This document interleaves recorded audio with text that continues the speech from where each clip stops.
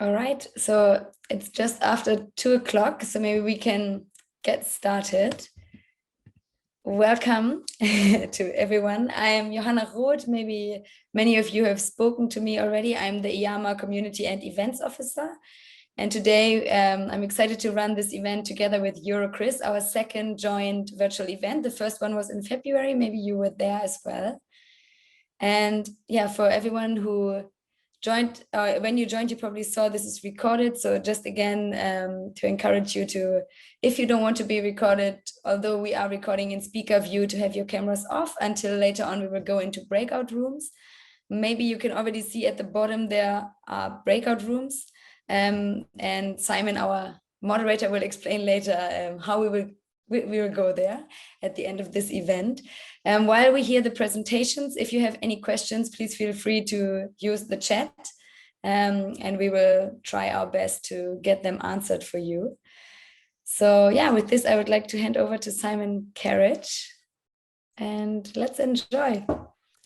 Great, thanks very much, Johanna. So we have a fun-filled hour and a half or so. We'll have a couple of little presentations at the start just to sort of set the scene. So you'll hear me for about the next minute or so.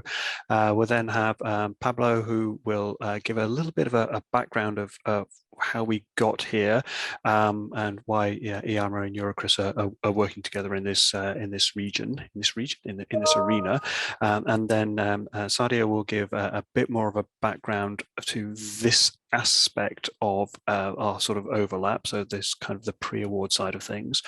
We then have our three presentations, sort of 15 minutes worth of here's what we've done and why we've done it, and isn't it great, and maybe isn't it maybe not so great in parts. You'll have an opportunity to, as Jan said, sort of ask questions in the chat, which the speakers may try and get to while they're speaking, because sometimes there's more than one of them, but we'll also perhaps collect together as well, and maybe address a little bit at the end. But the really interesting part, the meat of this workshop, if you like, is going to be the breakout discussion rooms afterwards. We've got about 50 people online at the moment. There's 3 groups, and depending on how many people drop off because they decided that actually this wasn't the yoga session that they thought it was going to be, so we might have sort of 10 or 15 people in each discussion group, where you can have a bit more detailed interaction with whichever presentation you feel was most interesting. You are not restricted to staying in one discussion group. You can sort of pop in to visit all 3 or 2 of the 3. Just to remind people, so we are recording. We're suggesting that people keep themselves video hidden apart from the people who are going to be speaking. We are really asking you to keep yourself muted, because no matter how quiet you are, there'll be a dog in the background or some interference or background or whatever. So that's kind of the setting the scene, roughly what we're going to cover. Just before Pablo jumps in, probably 5 seconds about EARMA. It's the European Association of Research Managers. If you're an EARMA member, you know that. If it's a euroCRIS member, you maybe don't. We'll hear a little bit more about euroCRIS later on. So we cover all European countries and support individuals who are professional research managers, administrators, so those supporting researchers in the research endeavour, all the way through from pre-award to post-award, but also looking after ethics and governance, things like that. We are honoured to be in the presence of Evelina Brandval, who is the recently appointed new chair of EARMA. So welcome, Evelina. I'm not going to put you on the spot. Oh, I am going to put you on the spot. She's waved. If you'd like to say anything, Evelina, now is the time, but you don't have to. Okay, perfect. In that case, less of my dulcet tones, and now on to Pablo, who'd give us a bit of a background of why people who support researchers and people who support research systems should speak to each other, and how we got here. So Pablo. Thank you, Simon. Good afternoon, everybody. My name is Pablo de Castro. I'm the technical secretary for euroCRIS, and I'm the open access advocacy librarian at the University of Strathclyde in Glasgow in the UK. We had a first joint EARMA EuroCRIS event last February. I'm going to post, for those of you who may have missed it, the URL on the chats for the webpage where the presentations and the recording for that session are linked, in case you wanted to revisit it. I'm trying to explain very quickly, without any slides, the rationale behind this collaboration between EARMA and EuroCRIS.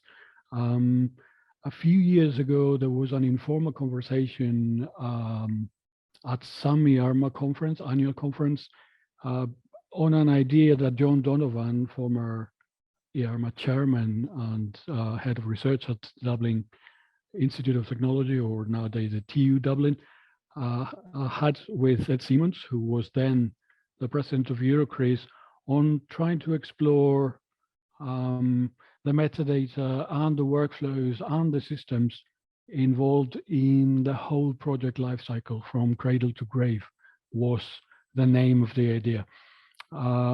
This is a tall ask, if I may put it that way. It's difficult because there's a large part of that life cycle that happens behind closed doors. So this kind of offers an opportunity for the two organizations, EuroCRIS and EARMA, to collaborate around this. EuroCRIS bringing in its expertise in systems, even if it's mostly addressing CRIS systems as tools for showing the research activities at institutions that can be openly shared, so that can be openly showcased. This is typically happening at a stage where projects have already been granted, awarded funding, and where the information is available for publicly sharing. There is a whole earlier stage in project management, from the project idea to the preparation of the proposal, etc., until it gets granted funding, that EuroCRIS does not cover as such. However, we are aware that institutions are using systems and they're all kind of coupled to each other, covering the whole project life cycle. So EARMA, on the other hand, is very effective at some community management role for research administration, where this totally falls in line with. So by teaming up, both organizations are expecting to be able to address their own strengths, so to speak. I'll let the EuroCRIS president, Sadia van Kouwenberg, explain a bit more about this in her intervention. So please, Sadia, the floor is yours. Thank you. Thank you very much, Pablo.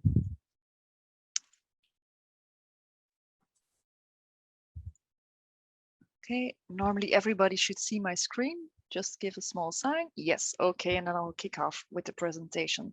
So we thought actually EuroCRIS together with the EARMA in checking actually on what would be relevant in order to foster our collaboration. And one of the things that we foresaw immediately was actually the emphasis that should be put actually on early stage project management workflows.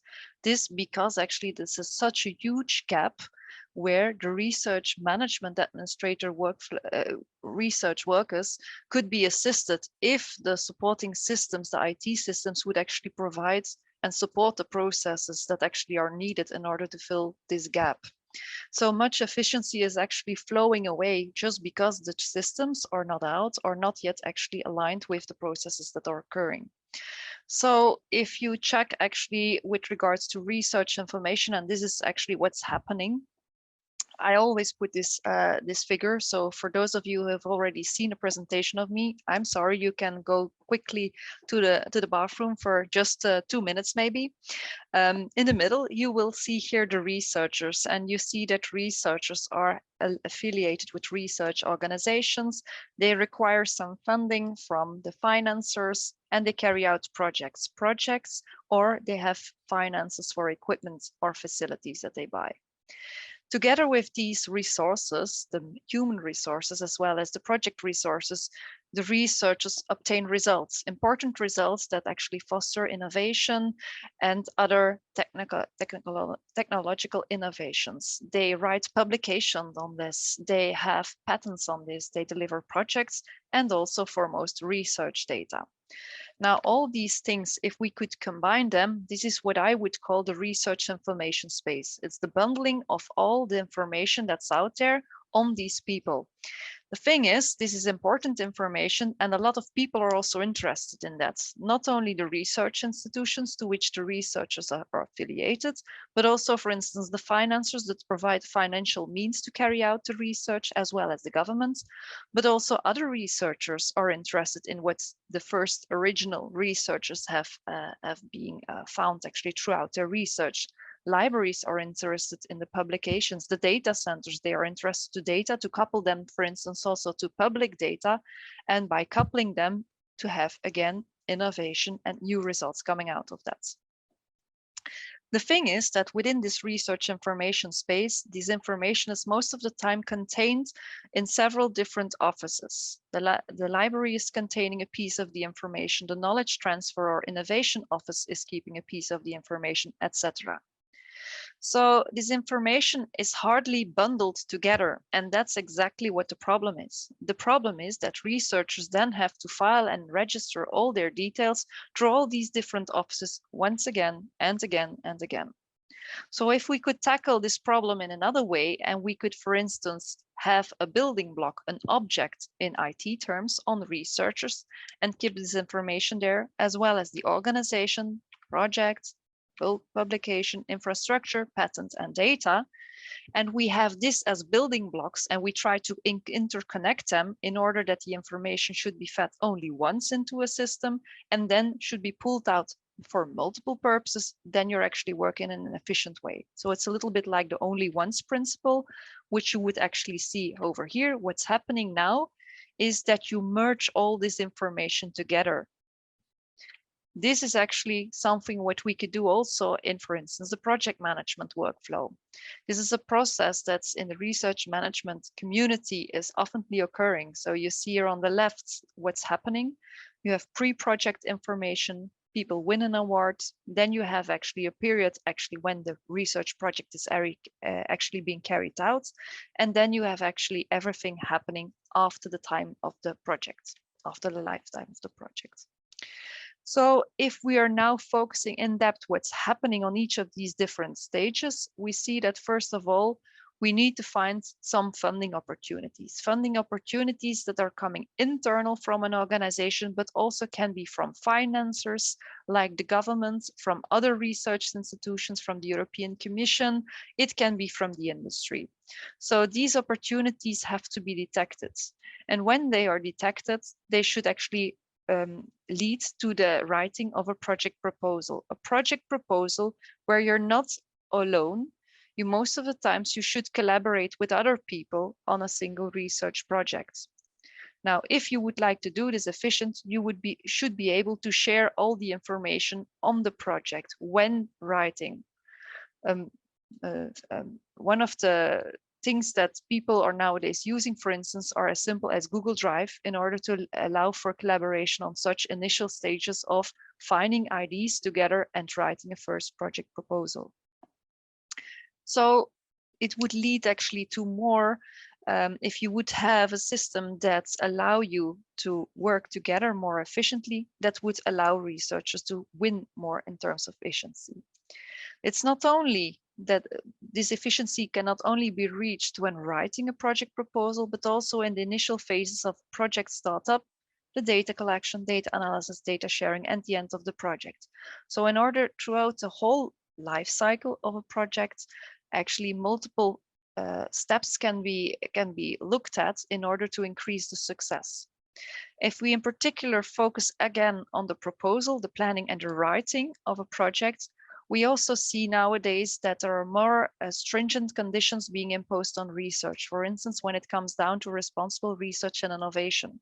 People have to ask and to fulfill questionnaires on ethics, on the research data management, the data management plans. For instance, in the project proposal, does it contains issues handling Nagoya or dual use?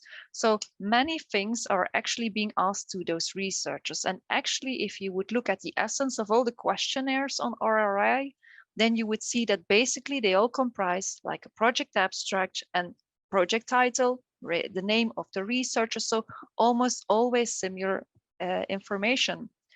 So wouldn't it be better if we could be able to make one application, for instance, where you could file your project application, and then within this application, you could fulfill these questionnaires on RRI? Wouldn't that be more efficient for researchers? And if that would be the case, would researchers have more time to collaborate and do their researchers themselves in order to have the success rate going up also on that perspective? So that's exactly what we are looking for actually in the research community. So within EUROCRIS, this was one of the basic ideas when back in the 90s, we thought about bringing together a community of IT professionals that would actually allow us to create a CRIS system, which is the thing I have here depicted in the right, just symbolically symbolized by just objects that are closely linked together and that use one and the same format for sharing information in a comprehensible, interoperable manner. And that format that we have been creating back up to the 90s is the SERI format, and it's still currently in use. It's currently undergoing a refactory project where we are actually modernizing also the format in order to have this as one of the lead formats for exchanging information within Europe and even outside of Europe. As such, the EuroCRIS community, we have multiple interactions with people from North America, South Africa, Asia. So many people are actually using already this format. So this would be the CRIS format, having information fed only once, being used multiple times. This would be ideal if you would like to support a project, early stage project workflow, because you would already have information of your research or your organization, your infrastructure, and so forth. The only new component would be actually the new project proposal that you would have to write down. But what if we don't have that? How is it occurring actually in many institutions nowadays still? What we see actually is that many institutions are still working with a lot of Excel files. So the project management office has, for instance, Excel files on who is applying for what type of funding. But only when it comes down to being awarded, then it goes to, for instance, to a contract database. Is this the best situation? I wouldn't say so, because, for instance, success rates can't be calculated in an easy manner. Your strategy, your policies can't be actually built on these Excel files. For that, you need actually a more elaborate system. Other institutions are having, for instance, multiple databases where they already do contain all this information, but sometimes they're not yet coupled together. The best thing then is to have a CRIS system, we think, and we truly believe that, because then the research community at large is being assisted. How then to build such a CRIS system? Well, this basically comes down on the cooperation of many different services within your university. So it's the project management office for sure, but also other offices as well. For instance, the HR office, the library, the financial department. All these people have to work together in order to ensure interoperability. Interoperability between the systems, because the systems have to speak to each other. But this can only be reached technically when also the business people speak the same language, when our IT people are learned on what actually is going on in the project lifecycle, when they truly understand each of the different aspects of the early stage project flow. And that's truly what needs a lot, what requires a lot of effort in order to implement these systems. At the same time, there is also a need of organizational interoperability and legal interoperability in order to ensure that the legal demands are actually also being implied when we're actually building such a project management workflow that's being assisted through a CRIS system. So I'm going to recap for now a little bit on why we're actually finding this important. This is because we want to actually have a project workflow that is supported by a CRIS system, and not a CRIS system that demands the research management community to have a lot of administration. It's the other way around. We should support you in having correct, actual, and complete research information by combining a lot of data silos in order that information is being reused to the maximal potential. This would allow a reduction in system costs, but also a reduction in terms of administrative burden put on the research community by using the only ones principle.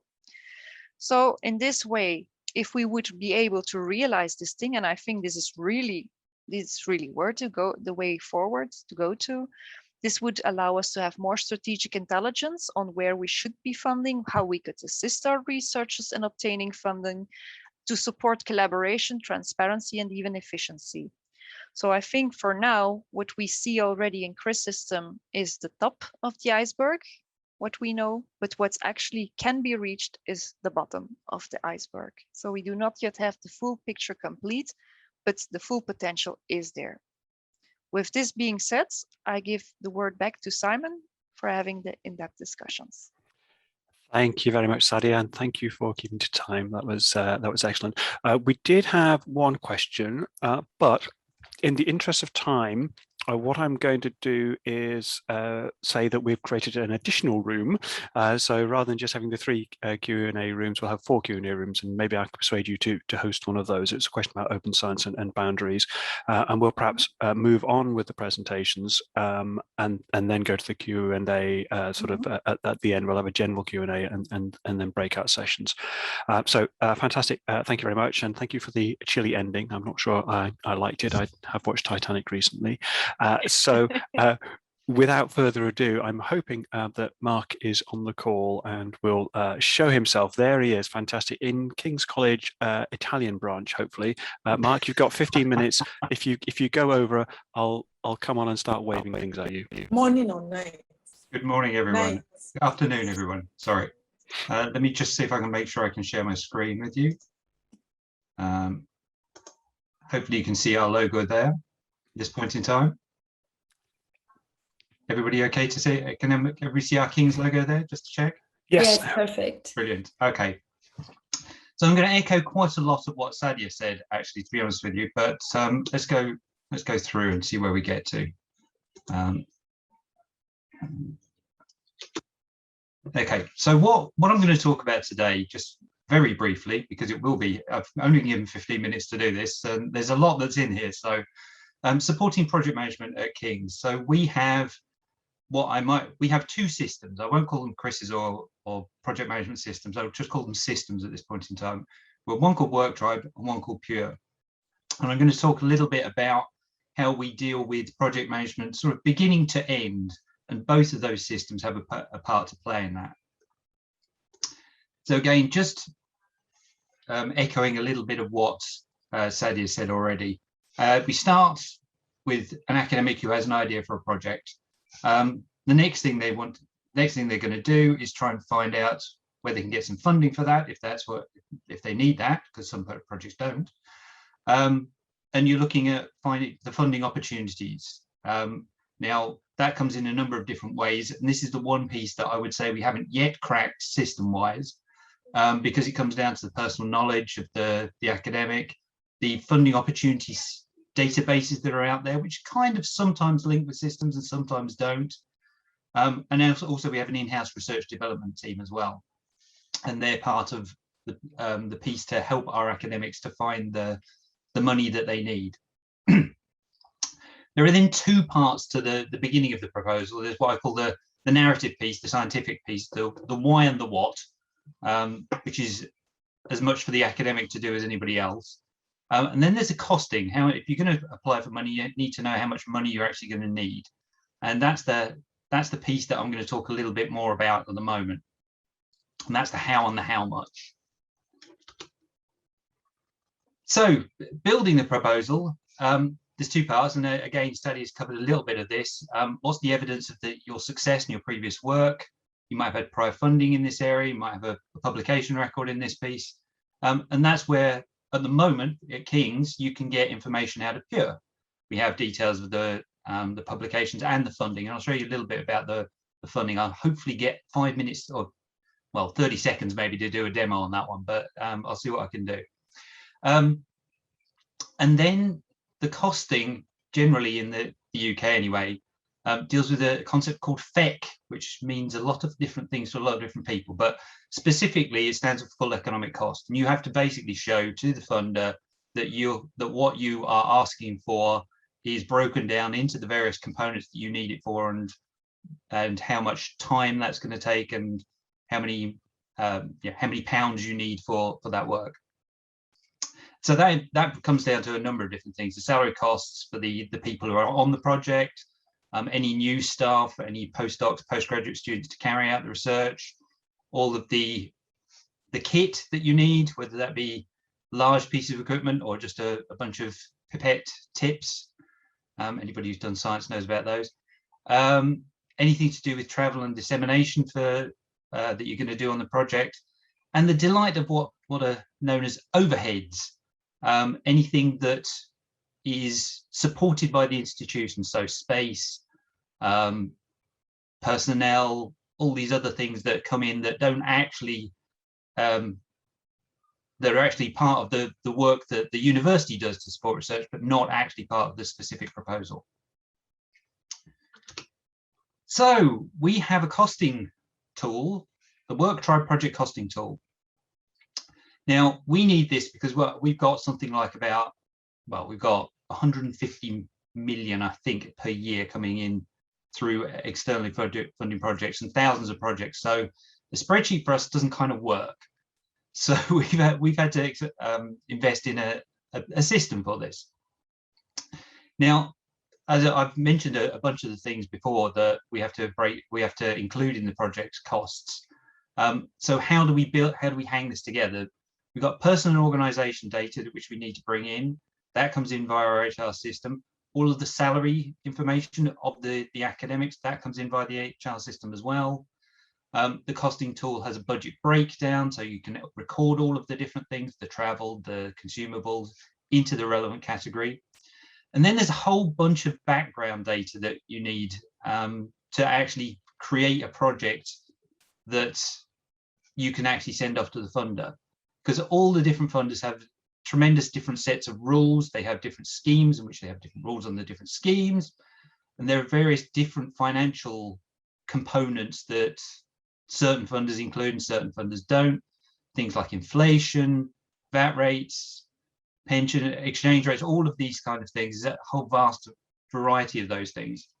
And we are able, with WorkTribe, to actually build funder templates and to include all of the financial rates and all of the rules that you need into those templates, such that when somebody actually initiates a project in WorkTribe, they can actually start that project cost, knowing that much of the calculation that they will need to do is actually done for them by the system. And that's a huge piece of work that's saved. The amount of time that our academics used to spend doing this sort of thing, and particularly our research management office, enormous amounts of time. This has made a huge difference, and a very welcome difference to the academics. WorkTribe gets a lot of positive praise. So once you've actually created the project, once you've created the proposal, put your costing together, you then need to actually get that approved and sent off. Now, what we've got, again, within WorkTribe is approval workflow.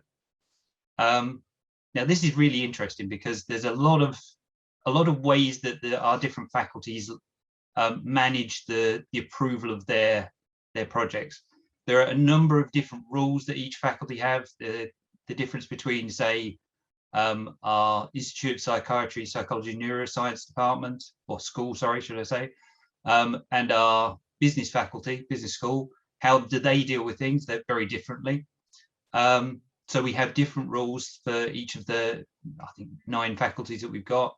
How do the local admin want to see the information? That goes through to them as well.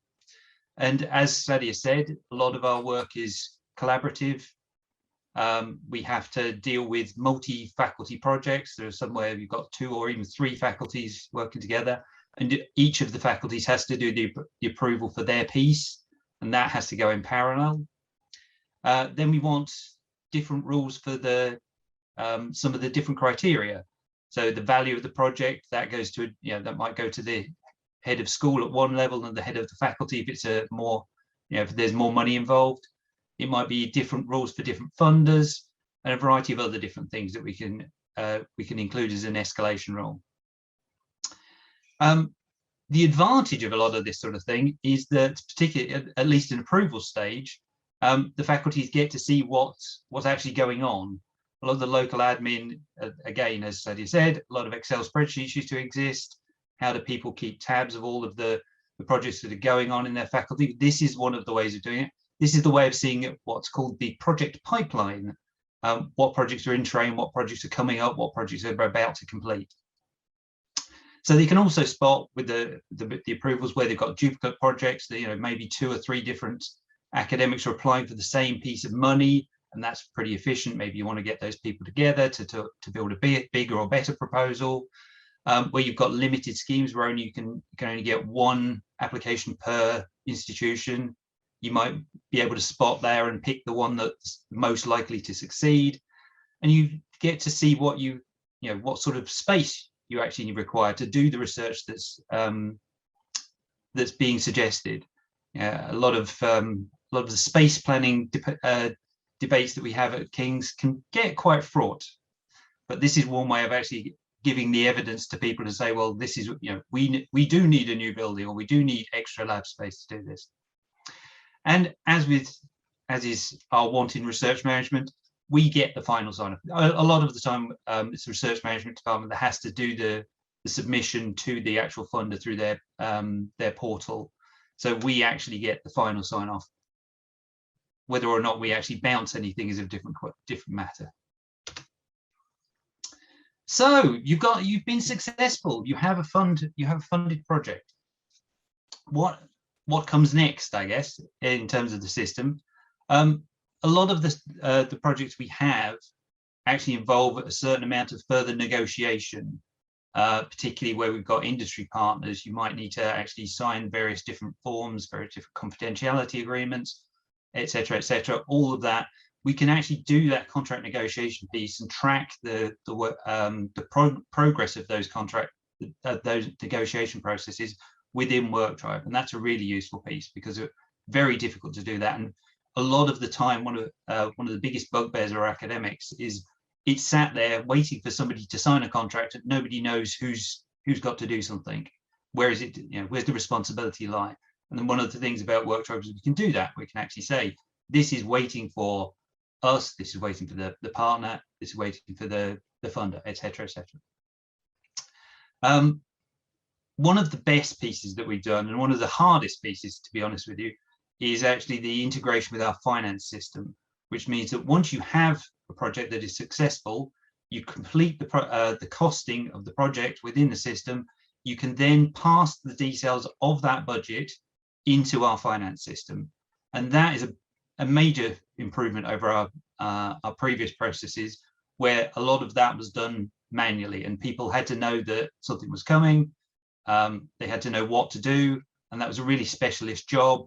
We've actually taken a long and often a long and arduous process. We'd have projects all waiting for 6 months to get set up in the finance system. This takes away all of that.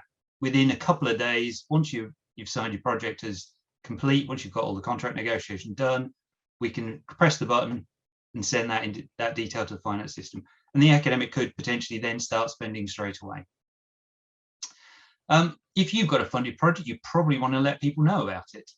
And what we've done, again, we've put it together an integration. We put that with our Pure portal. So people can actually see the details of the projects on our system. And again, I will try and show that if I get a few seconds towards the end of this. Beyond that, once a project's perhaps halfway through or nearing completion, you say, actually, we could be doing some more work on this. We actually need a little bit more money to do some of this, or we might need to extend the time because perhaps we've got held up and maybe there's a global pandemic been happening or something. that's the sort of thing that you can actually apply for within the system. Again, you can actually send off to either the local faculty to ask for a project extension. You can then send that off to the funder via the system to get that approval and that money or that time approved.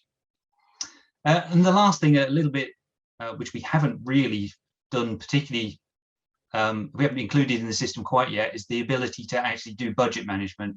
A lot of our finance, post-award finance people, they have to deal with the moving around of money from one pot to another, and that's called virements, and that's something that they have to do. But again, that's something that now we have that in WorkTribe, and we can make those virements within WorkTribe, and again pass that data straight through to the finance system without somebody having to log onto that.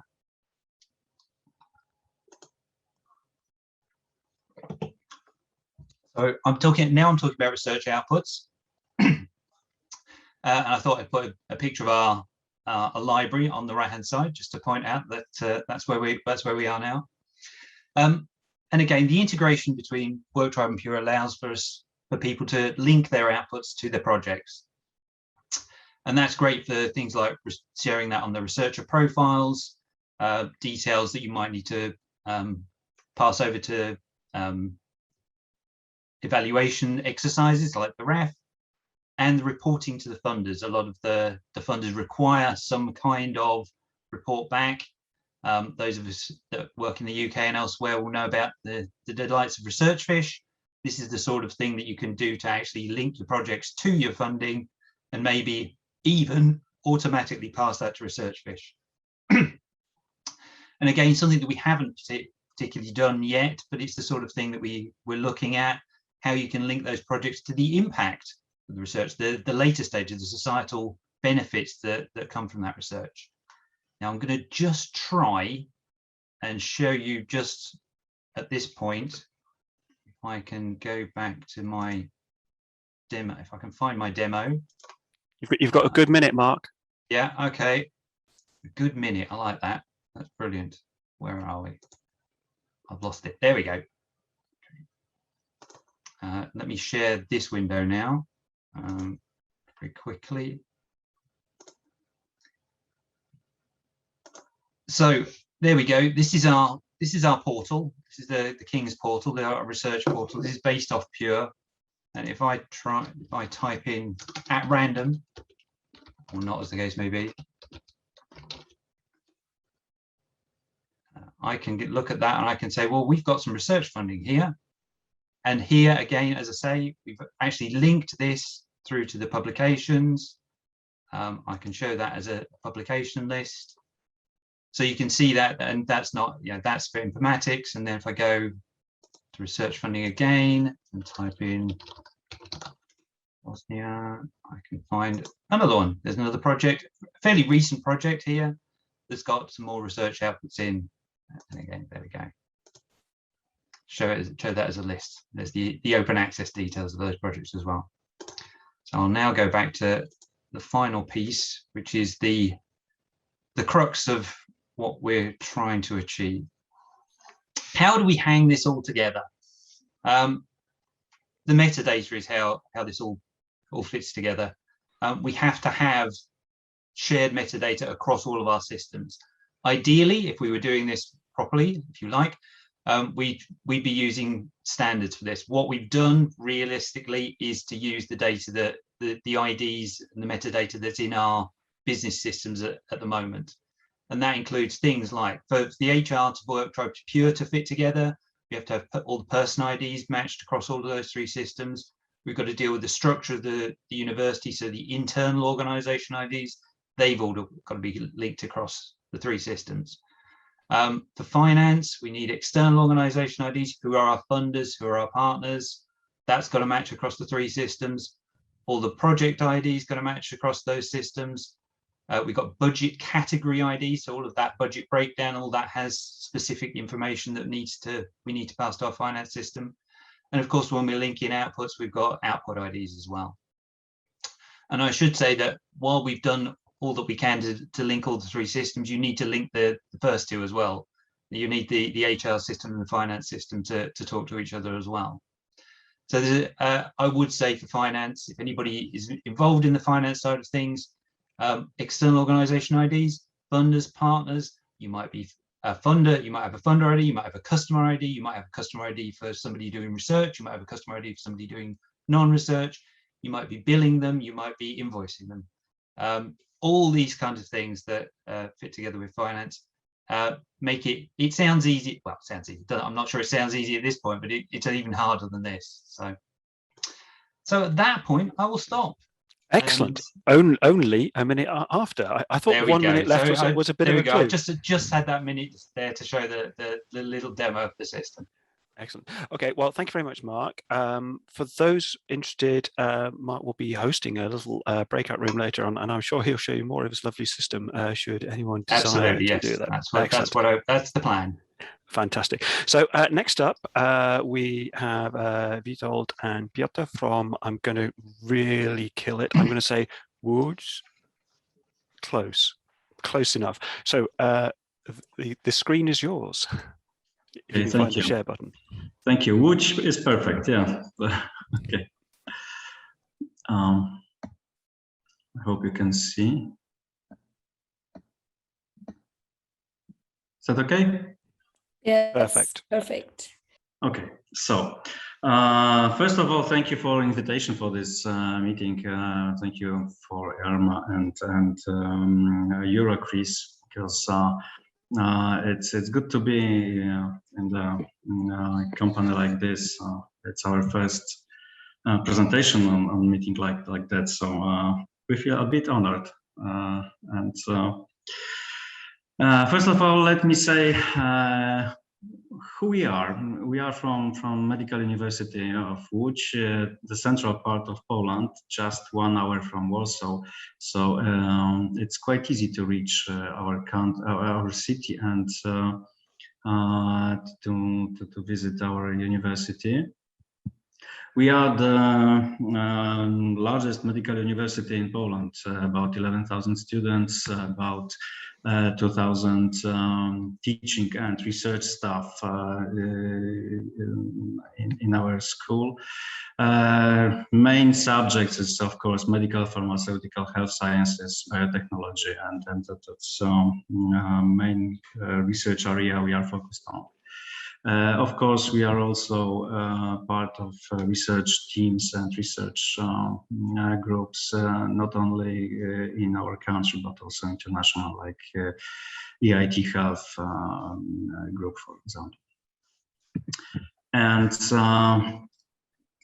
we are talking about research projects. So this is our portfolio for the last few years.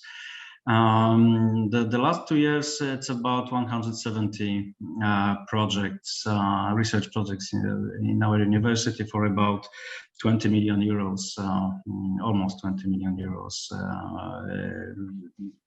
value. And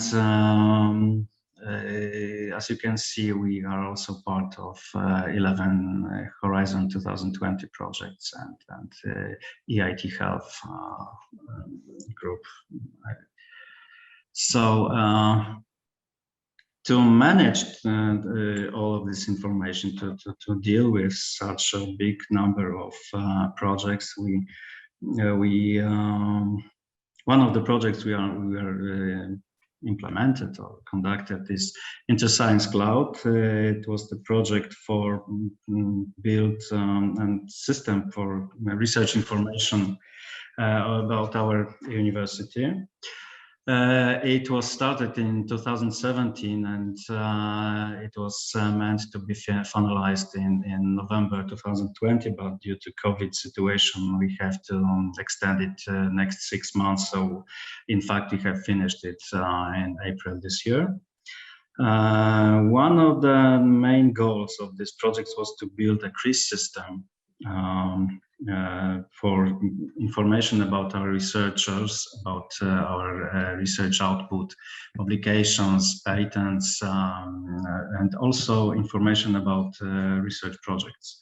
But the CRIS system was not only the sole part of the project, but also we wanted to integrate it, and maybe it was the most important part of the concept of InterScience Cloud. How to integrate the CRIS system with systems present in our university, with existed systems for human resources, for researchers, information, financial data, etc. So the idea of the InterScience Cloud project was to integrate the system and build the whole workflow for researchers, from the idea by the project, publications, results, data sets, etc. And as Sadia said, we just wanted to build the research information space and combine all elements in our university into one system, integrating information from different parts of our activities. So I will give the floor to Piotr right now. Thank you.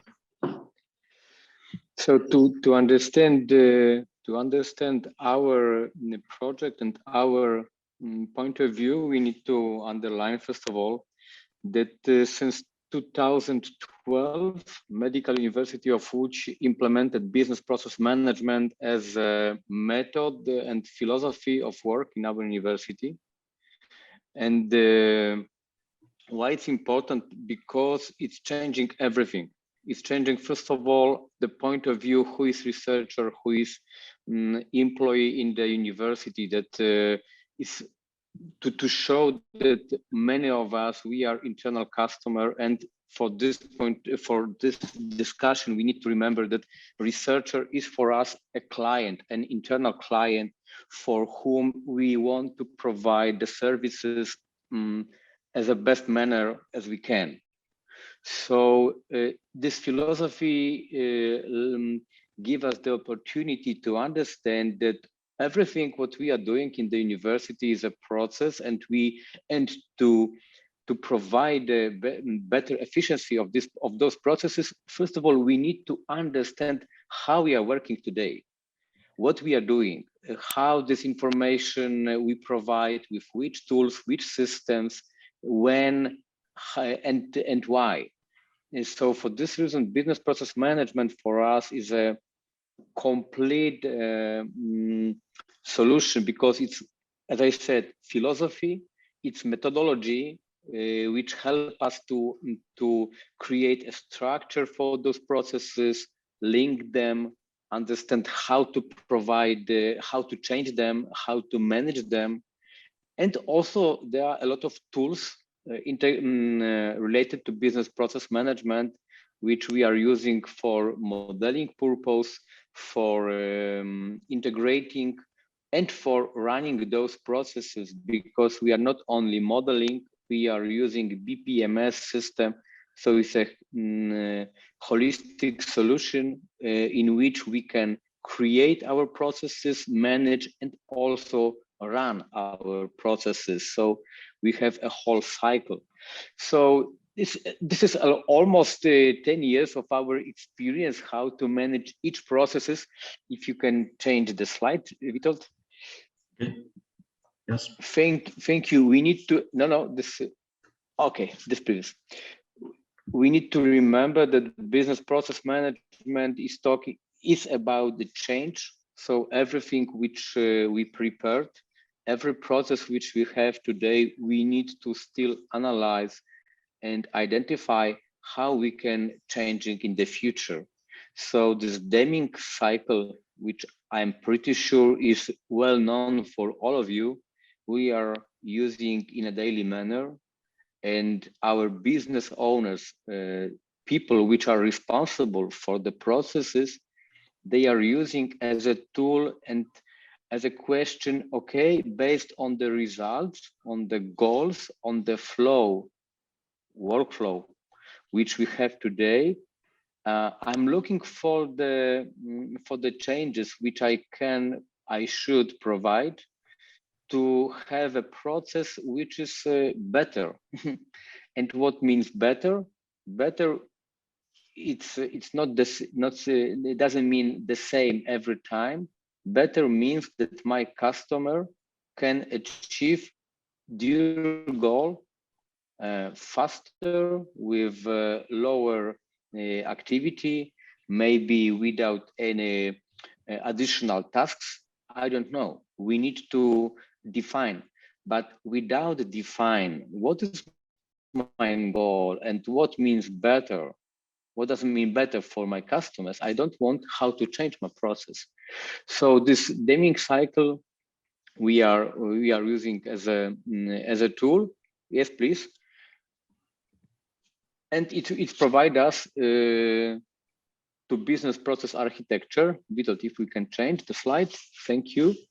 So we started with something called APQC. This is a United States organization which help us to standardize all processes in different sectors, and it helped us to understand which processes we have in the organization, and it helped us to create our own business process architecture. Part of this you can see on the slide. It is a tool called IBM BlueWorks Live, which is one of the tools which we are using for the modeling. The second is Adonis from BOC. So based on the APQC, we created the architecture of the processes. So we identify operating and management processes which we are using in the university. And we decided, based on our strategy, business strategy, our goals and process architecture, we decided which processes when we will analyze and we will automate. Because as you know very well, automation of the processes, even if we are using robotic process automation or any other tool, it's a cost. And we need to find a proper answer and we need to find a way how to change this cost into the investment. Sometimes we are investing our own money, sometimes we are using external money, like in the InterScience Cloud, we use the European Union funding. So this automation, it takes time. We need to provide many workshops with our employees. In this case, when we worked with researchers, we asked them to stay with us on the workshops to understand how we can provide, how we can create the workflow for the researcher projects. And based on these workshops, we create a whole application for them based on the business process. Yes, Witold, please. Okay. Could you change it? Next one. This one? Yeah. So yeah, exactly. So in the InterScience Cloud, as you can imagine, because I mentioned that we started in 2012, and the research projects we analyzed last year, so 2020. So you can see that, yeah, I see 2 minutes warning. You can imagine that it wasn't our first project. It wasn't our first process which we automated. So of course, it means it wasn't the most important project, but we decided to do this because the scope, the numbers of projects is growing up in our university. So we found it a good good moment to do this. And we provided 3 different processes. The first is responsible for the preparing the project, the second is project implementation, and the last is, of course, project settlement. And of course, I don't want to, this slide will be available for you, so I don't want to describe all those processes and how we are doing exactly which task and so on. I want to show you next 2 slides. So Witold, yes. What is important in this slide? On this slide, we can see the process. We are using business process modeling and notation, BPMN, as a notation for the processes. And what is important that this process we created on the workshop between IT guys, between researchers and administration staff. And as we saw in the first presentation, one of the biggest challenge is to talk each other, to understand each other, and to create a workflow which is acceptable for all of us, which can really provide a value for the researchers, which can help us to provide the information only once, to have an access to all information in one single place, to store all documents in one single repository. In our university, this is a Microsoft SharePoint repository. So this is a language, this is a platform on which we can find a common language, a common understanding of the process. And yes, please, next slide. And doesn't, from my point of view, from our point of view, doesn't matter how many different systems are you using in your university. It doesn't matter how many people we have in the university. The most important is to create a process which is acceptable for all of us, and the process is linked to the systems, the different systems, so we don't need to put the same information many times, so we can achieve those things which I put to the slide, so harmonization, access to the documents, and etc.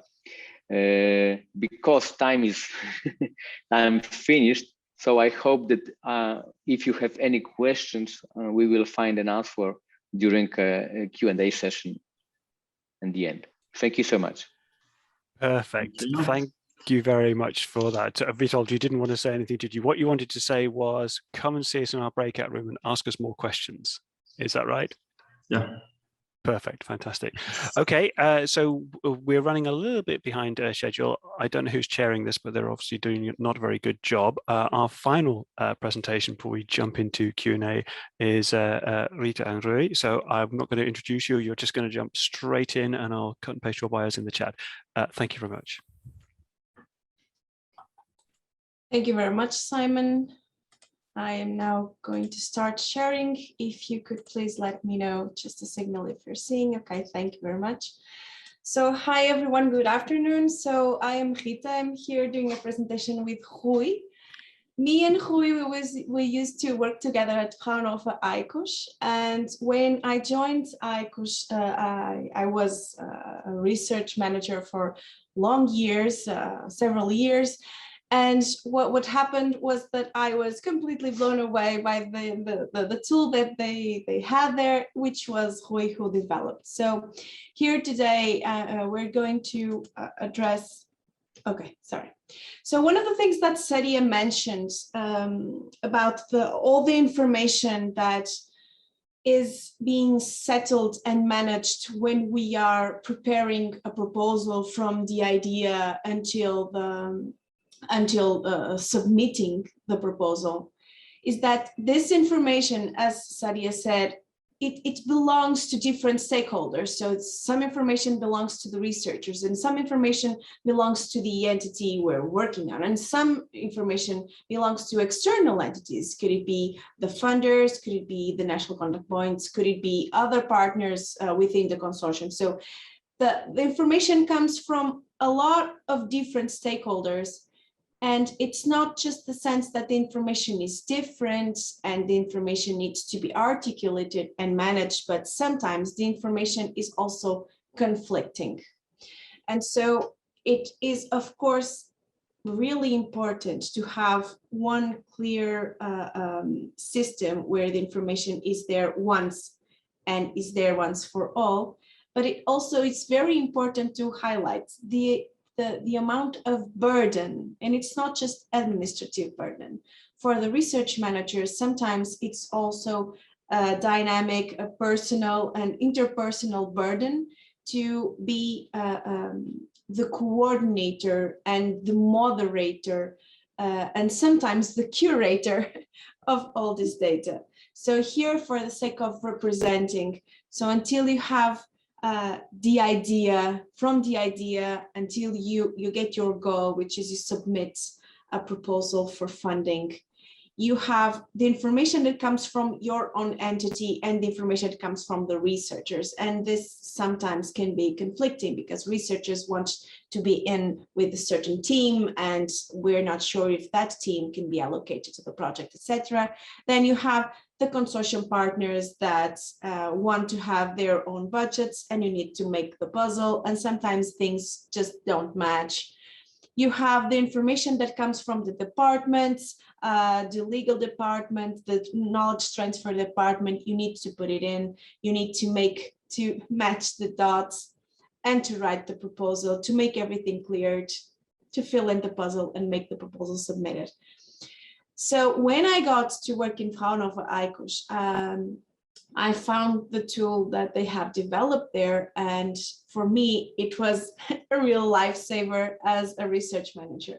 So without further delays, I give the word to Rui, who is the person that developed the tool. So Rui, please. Hello everyone.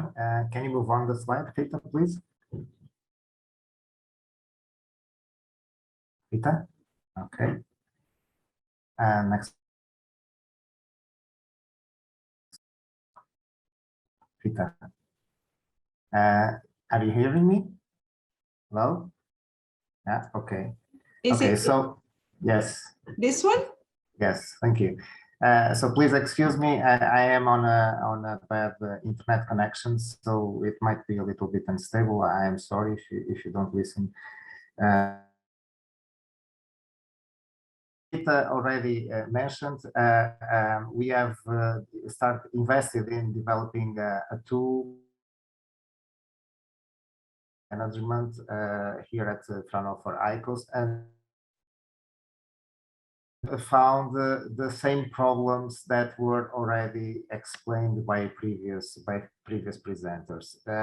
So there was in the beginning we were dealing information on Excel, as I think most of the organizations is still doing, and we soon found out that this was very inefficient. Therefore, we started having the motivation to create a system that could support us in having all information to researchers, to financiers, and to research managers. So the main goals for creating this tool were to create new leads. New leads are what we call internal possible projects, to compute the budget of these leads, to easily share the information, and to have a central place to find the information. Our tool also allows the monitoring of project expenses and payment requests, for example, and in case it is a project that is subcontracted by a client, invoice management and aligning the invoice management with the execution of the project. Next, please, Rita. Okay, so the tool that we call, in fact, but it's an appropriate one. It also allows us to monitor the execution. So there is a way in which people can register timesheets, and people can register the expenses that are being done throughout the project execution, and it allows then to compare what is being spent in the execution of the project against the information that was written down in the contract. This is sometimes something that is difficult to do and that I have not seen in many other projects. It also allows for monitoring a project performance when the project is active. We are using a well-known project management method, which is the process to compare what is the way the project is going, if it is delayed, if it is advanced, compared to a baseline, and to very easily retrieve institutional information, for example, for creating the institutional budget. As we have our organization organized or divided by the several projects that are running, financial information and create a budget perspective for the coming years. Next. Thank you. The tool that we have created is a web-based application. So it was done from scratch here at Fraunhofer ICOS, as Rita mentioned. It has a very simple Android mobile application that allows us to consult it, to check what's going on. It integrates also with another very well-known project management system, which is Jira. It gets, as it occurred with another tool before, that a database of users, so that we have all users that all they have their accounts immediately using our system, so they can log in and they can see the projects they are working on. And it provides, of course, user authentication, so that precisely they can log in and only see the information that they can see. Next. Okay. It's a role-based tool.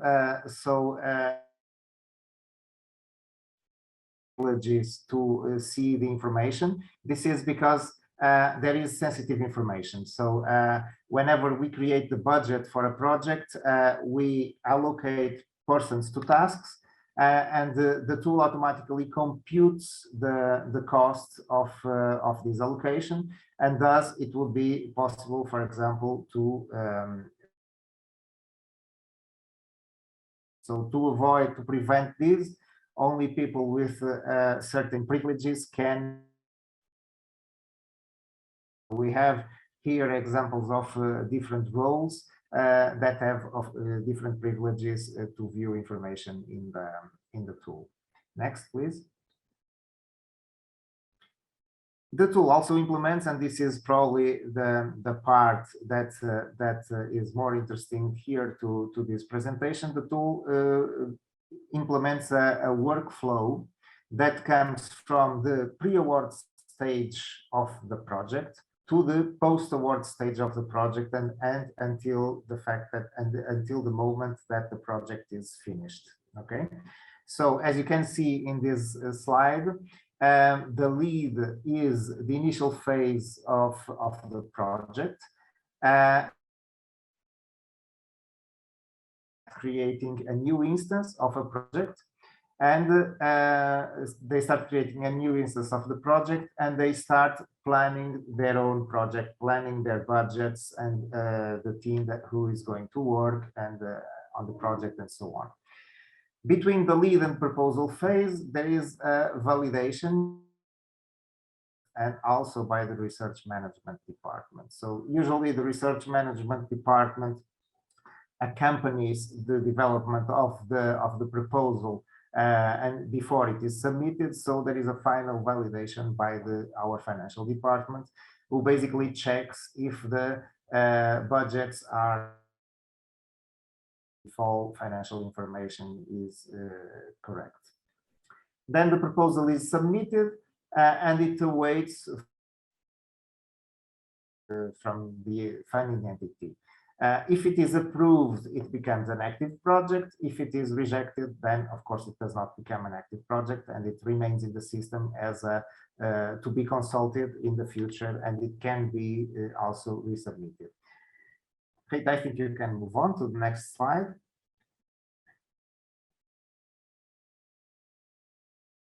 The next slides are just some screenshots of a few functionalities that the tool presents.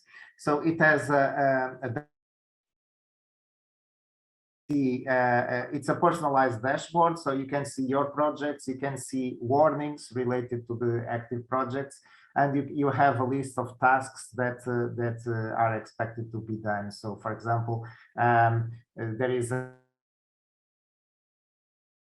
proposal which deadline is on the date X, so you should not sleep. Then you can see the list of all projects, proposals, and leads that are in the system. You can also see the complete list work in the system, and you see the users according to their availability to work in your proposal. For example, if a given user is already allocated at 100% in active projects, then you won't be available to work in your new project. So this can be seen also in our tool. There is a small CRM integrated in our tool that allows you to check for potential partners for your project proposals, and you can also see who has proposals. And then there are a set of menus that allow to take reports on the projects. Rita, can you please go to the next slide?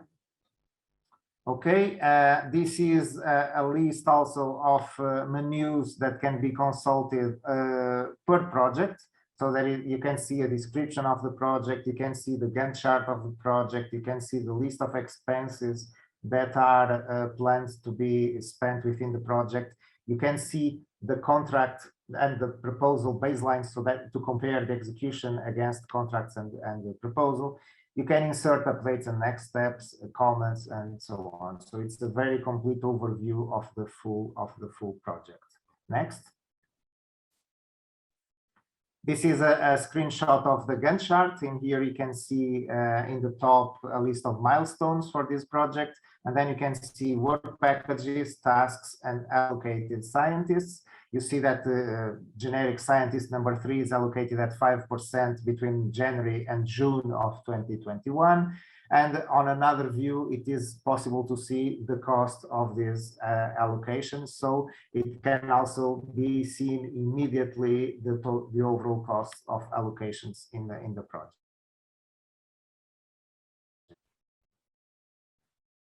Next slide, Rita. Okay. This is the list of expenses that are included in this project. And basically you can see that, for example, it was predicted to spend 1,500 euros in the acquisition of.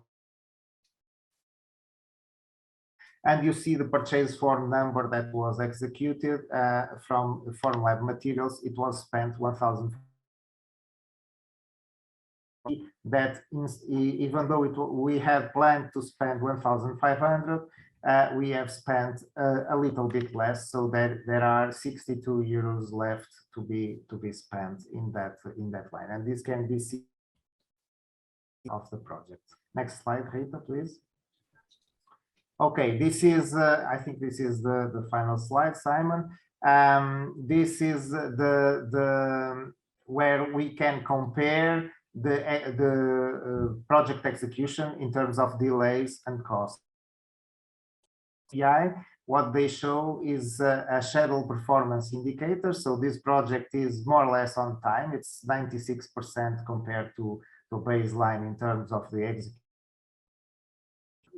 In terms of running costs, it's costing is exactly what was expected. So it is at 100%. Some tasks are costing a little bit more than what was expected, like for example, task 1.1, but other tasks are spending a little bit less money than what was planned, like for example, task 2.4.